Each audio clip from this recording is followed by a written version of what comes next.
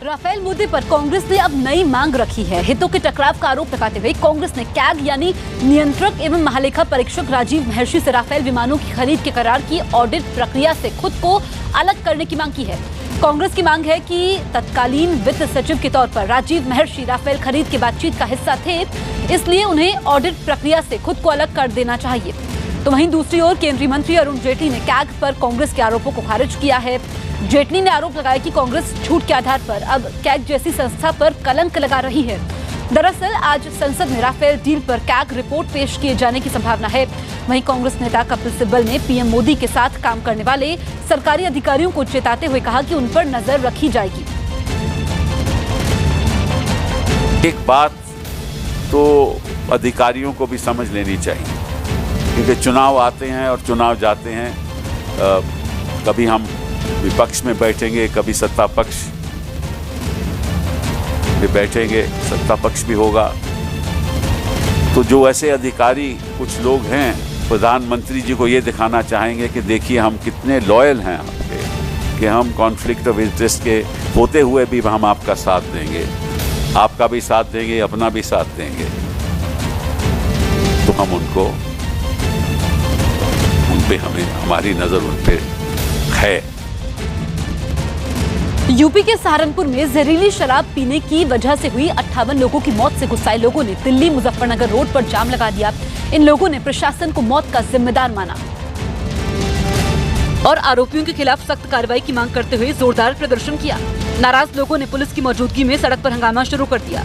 गुस्साए परिजनों ने यहाँ पर जाम लगाया हुआ है और सहारनपुर पुलिस के जो आला अधिकारी हैं वो इस वक्त यहाँ पर मौके पर हैं और वो समझाने की कोशिश कर रहे हैं। प्रदर्शन में शामिल नाराज महिलाएं बीच सड़क पर धरने पर बैठ गयी और सड़क के दोनों तरफ लोगों की भीड़ जुट गई, जिसके बाद पुलिस ने लोगों को वहाँ से हटाने की कोशिश की, लेकिन लोग नहीं माने और हंगामा होता रहा।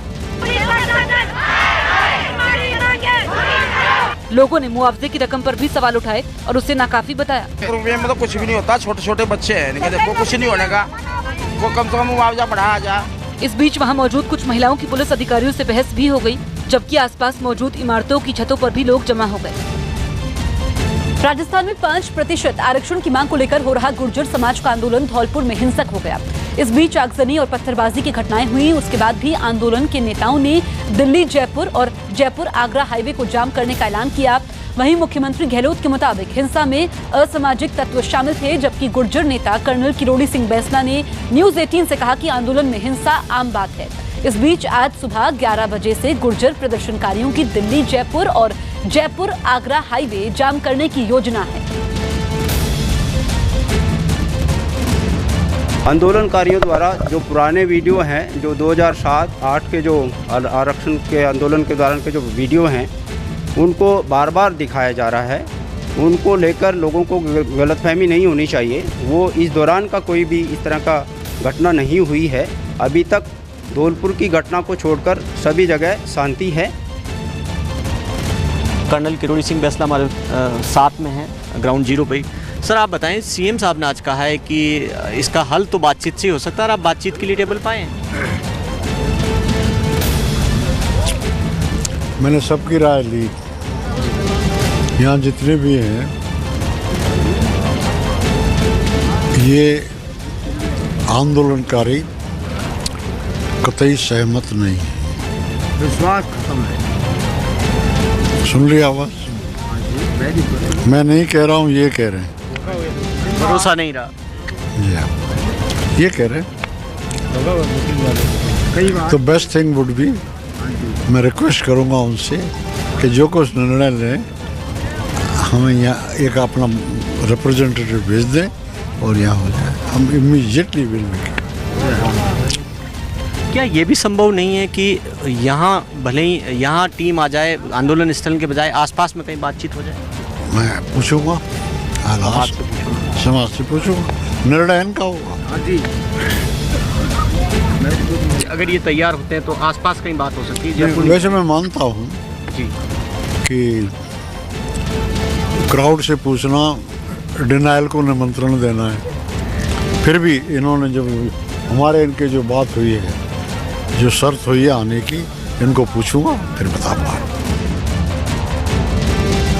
यूपी के नोएडा में शादी के समय एक छोटे पुल के गिरने की वजह से बारात लेकर पहुंचे कई लोग नाले में गिरकर घायल हो गए।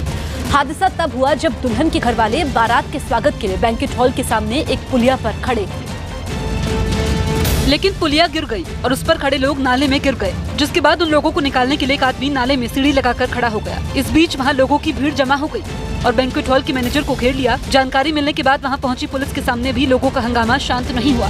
पुलिया टूट गई नाले की, बाराती इसमें कुछ गिर गए हैं, कुछ घायल हैं। जब मौके पर मैं आया हूँ तो घायल पुलिया लोग अपने अस्पताल ले गए हैं। हादसे में कई लोग घायल हो गए और कई लोगों को हल्की चोटें भी लगी, जबकि दुल्हन के घर वालों ने बैंक्वेट हॉल के मालिक और स्टाफ पर लापरवाही का आरोप लगाया। ये तो नहीं पता था ना कि ये पुल इतना कमजोर है कि पुल गिर जाएगा। अब हमारी तो सामाजिक प्रतिष्ठा सब नष्ट हो गई ना।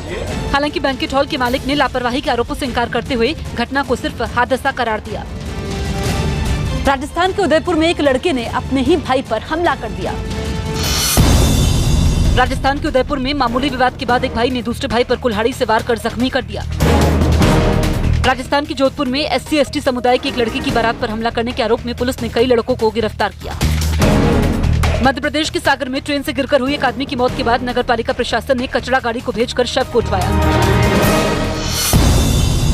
मध्य प्रदेश की बड़वानी में पुलिस ने अवैध शराब बनाने के ठिकानों पर छापेमारी कर क्रेन के जरिए नदी के अंदर रखी गई शराब को निकलवाया।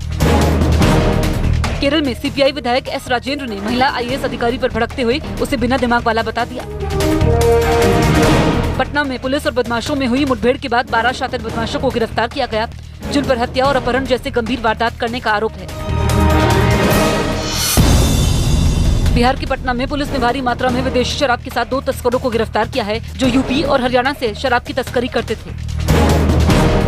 बिहार के कैमूर में ट्रैक्टर पलटने से हुए हादसे में 3 लोगों की मौत हो गई, जबकि 19 लोग घायल हो गए। छत्तीसगढ़ के मुख्यमंत्री भूपेश बघेल ने दावा किया कि सरकार घोटाले और गड़बड़ियों के खिलाफ SIT की जांच जारी रखेगी। फाइल के धूल झड़ाने से ही कुछ हल्ला गुल्ला शुरू हो जाता है। तो ये 2-4 पन्ने अभी निकले हैं,